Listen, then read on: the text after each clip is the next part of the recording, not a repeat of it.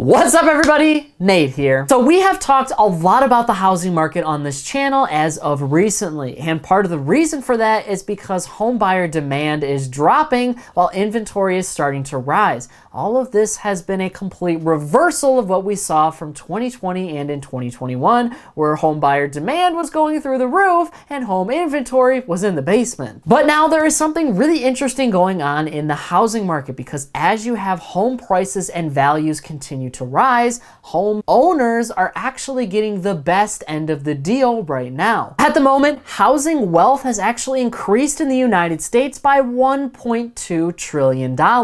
This is creating a situation for Americans to actually become a whole lot wealthier in general and, well, not sell their house. So today I want to talk about what is going on in the housing market and how housing wealth is actually going to be a good thing for our economy in the future, but a bad thing for the housing market of today. But before I get into all of that, do me a quick favor and hit smash or destroy that thumbs up button below and ring that notification bell too. Both of those two things are completely free and they help to show me that you like this video and that you want to see even more just like it. Thanks so much for doing that. And now I first want to talk about housing wealth. So like I said, it's increased by $1.2 trillion.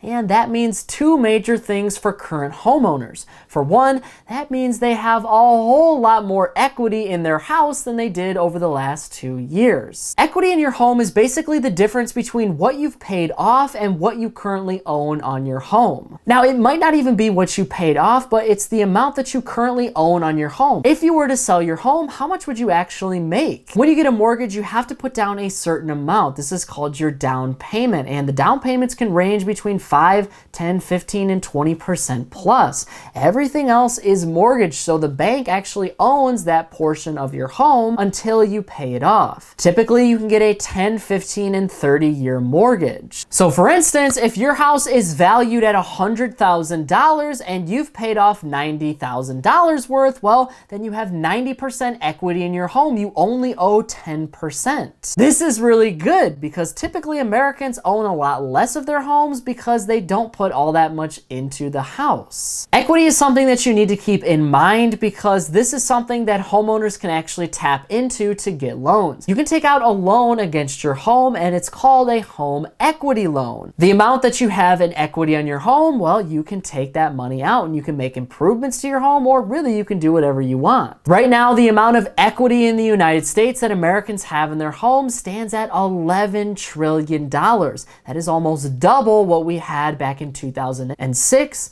just before the housing market crash. That is about $207,000 per homeowner in the United States, meaning homeowners have a lot of money, and this is actually good for the future of our economy, but really bad for the future of the housing market. The good news is Americans are able to tap into this money and pay down a lot of their other debts, battle inflation, and do anything else they need. If Americans need money in 2022, well, they don't necessarily have to go to a credit card or other type of loan. They can take out a home equity loan. These typically have a lot lower of interest rates because the money that you're taking out is the money that's against your own home. They are pretty safe bets because say you have a home that's worth $100,000 and you've paid off $90,000 worth. Well, you can now take out a loan for $90,000.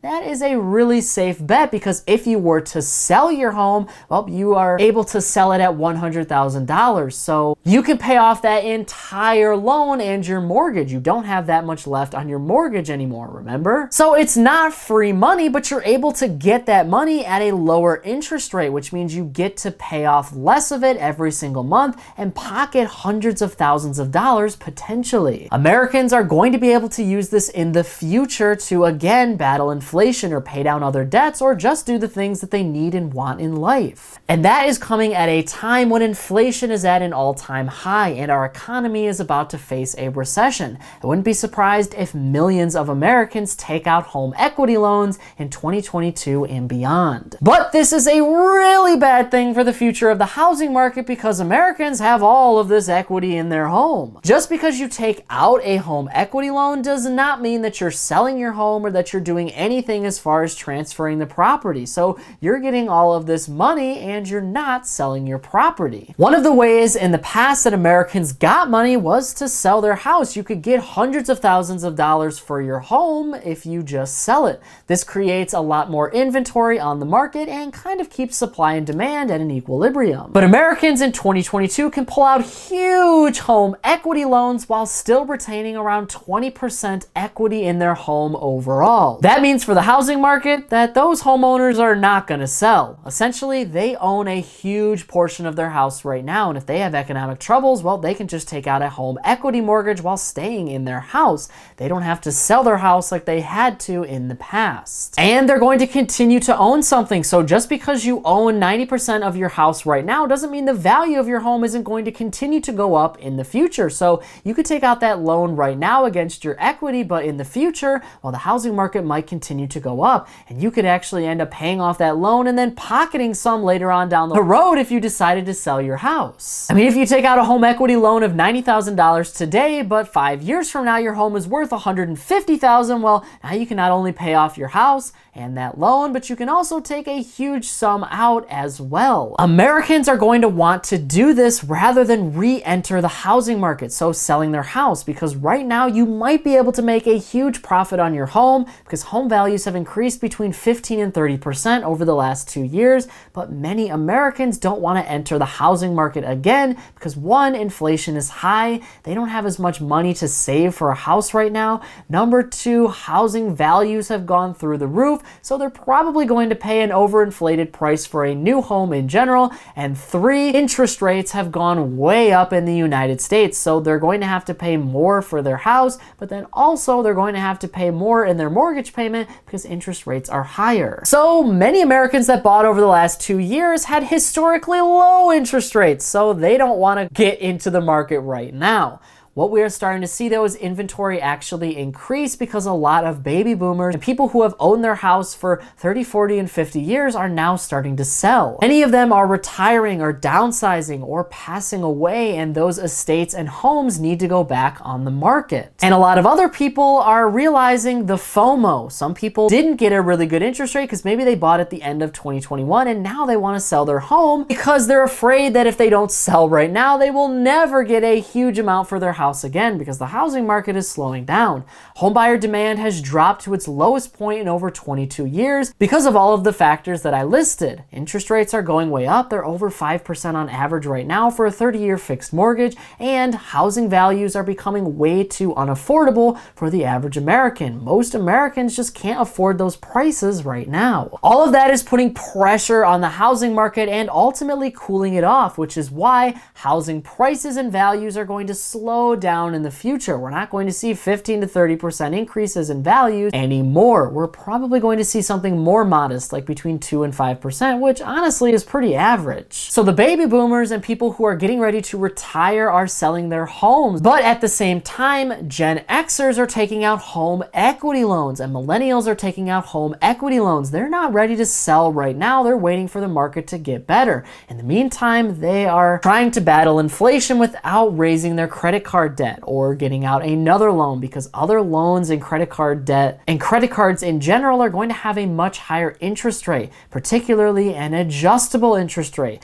And that means that debt is going to get a lot more expensive as the Federal Reserve continues to raise its rates. So with all that being said, here's exactly what you need to know. Americans, especially the ones that are homeowners, are about to get a whole lot wealthier in 2022 and beyond. As more people own homes and as the values of those homes go up, well, Americans are going to be able to take out those home equity loans and be able to buy and spend on what they need and want in today's economy. That could ultimately help the United States economy in general because consumers are still willing to spend and they're taking out loans in order to do so. And it's a pretty safe bet for consumers and homeowners because they don't have that much of an added payment onto their mortgage in general. It's going to be bad for the housing market though, because homeowners that have such high equity in their homes homes, 50% or more are not going to want to sell their house and overpay for a home and then have to continue to overpay because of higher interest rates. Meaning that the only people that are putting their house on the market are people that are retiring or other people who are suffering from FOMO, the fear of missing out of getting a huge profit for their home